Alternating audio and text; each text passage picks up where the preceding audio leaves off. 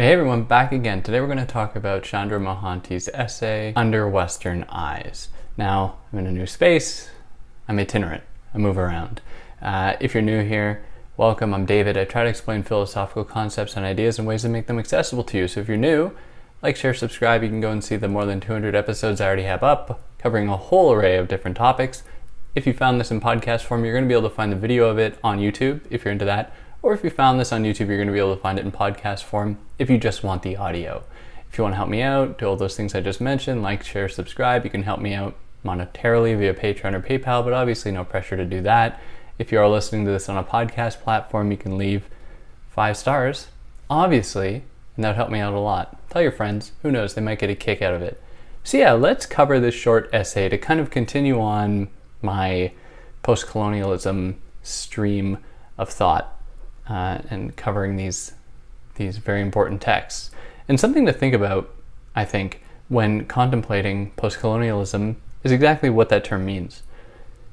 What does it mean to imply that colonization has ended, to be in the post phase of colonialism? Can such a thing occur?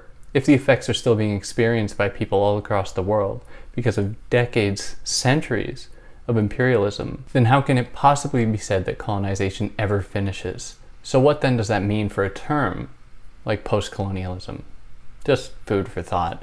Now, I think that this essay, Chandra Mohanty's Under Western Eyes, is important for a number of reasons, in that it accentuates the necessity to complicate aggressors and victims under colonial regimes. And right off the bat, she stresses that the necessity for this complication is born out of the fact that colonization does exactly the opposite.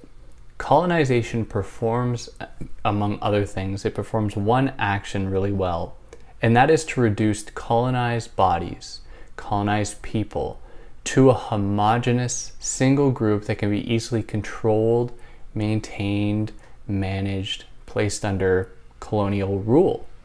So she, in this essay, is trying to think through that and to imagine a possibility of combating colonialism without simply replicating the same homogenizing trends that colonization and colonialism use so fruitfully. Now, her specific interest for this short essay is the idea, the notion, the image of the third world woman as a homogeneous category from the perspective of Western feminists, so that she herself does not commit the same kind of homogenization as she is trying to criticize. She does not suggest that there is a homogeneous, monolithic Western feminism that is participating in this homogenization of third world women. Rather, her interest is in the way that Western discourses, specifically Western discourses that adopt a rhetoric of liberation, that is, trying to free people in the so-called third world, trying to liberate people in the so-called third world, how all of these discourses rely upon some consistent threads, and they really are brought together via these threads.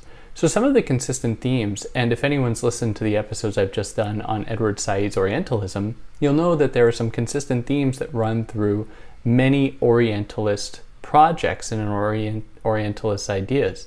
Some of these include the idea that the West is best. It is just superior to the East.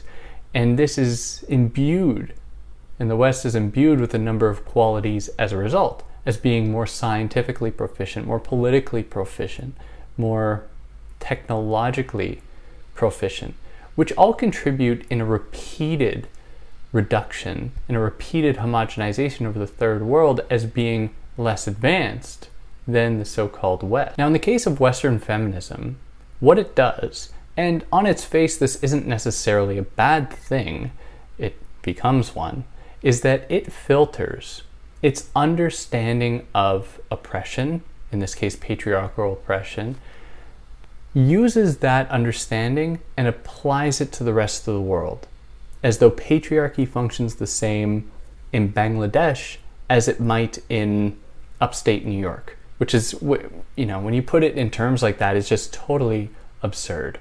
Or in Pakistan versus Los Angeles, just two, in themselves, just two very broad different regions. But more importantly than the naive assumption that their understanding of patriarchy and of gender-based oppression can just be applied anywhere else, on top of that, all of their rhetoric of trying to free or to liberate the third world woman ignores the fact that the West, specifically Europe, has participated and has conducted so many colonial expeditions and regimes, massive swaths of land placed under colonial rule, under European colonial rule.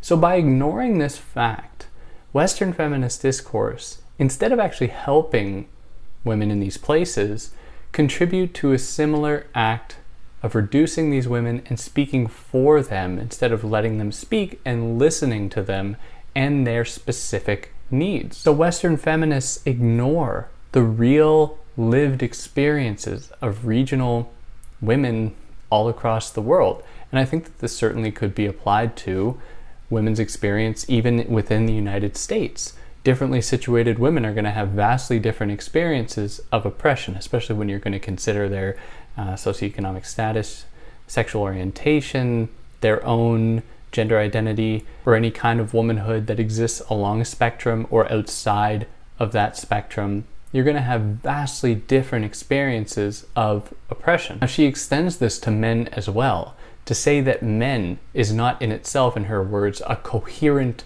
group that can just be identified as the perpetrators of patriarchal oppression. She suggests that certainly we can't ignore the fact that men are 95% of the time the culprits of gender-based violence. But it's important to acknowledge the different ways that patriarchy operates in different settings. Men are going to benefit in different ways. The very category of manhood is going to be placed under relief. It's going to be questioned in different settings. Who gets qualified as a man, that is, who can actually participate in the same kind of patriarchal foundational assumptions in any given place, is going to be contingent on specific regional codes, understandings as to who can qualify as a man, who can participate in the oppression of others, who is going to be forbidden from participating in these really heinous acts, and so on. So her goal is to complicate both this idea of man and woman to understand in as precise a way as possible. And this comes through by listening to people, listening to women in different places all across the world, to learn exactly what they need, what they are experiencing, and how to best remedy any oppression that they are experiencing, and how to bring men into the fold so that they don't contribute, they don't repeat the same cycles of violence. Now, Western feminism isn't just violent in its erasure of the complexities of third world women. They are also participate in just flat out oppression themselves, in associating third world women with various negative connotations, associating them with various negative attributes, including being like less developed or being more tied to tradition as compared to the so-called free liberal woman in the so-called first world, who can do what she wants with her body, who can work wherever she wants. And they associate the third world woman as being bound by a number of believed to be archaic ways of existing in the world. So these stereotypical assumptions and beliefs about third world women then come to replace the actual lived embodied experiences of these women. And then all that happens is that Western feminists, any that try to help, will just try to have their vision of the third world, again in air quotes, the third world, confirmed. And what that will do is repeat the same cycles of violence that have been inflicted likely across centuries. She concludes this essay by saying that it must be theorized, or male violence must be theorized and interpreted within specific societies, so that it isn't as though there's just one single way to understand male violence and its effects on women, but to really complicate and extend these discussions to many different people to get as large a possible grasp, or as precise a grasp of these issues in specific places. And yeah, that's essentially her essay. If there's anything I excluded that you think would be important to add, or anything I misinterpreted or mispresented, I'd love to hear about it. If you like what I did, like, share, subscribe. Yeah, catch you next time. Take care.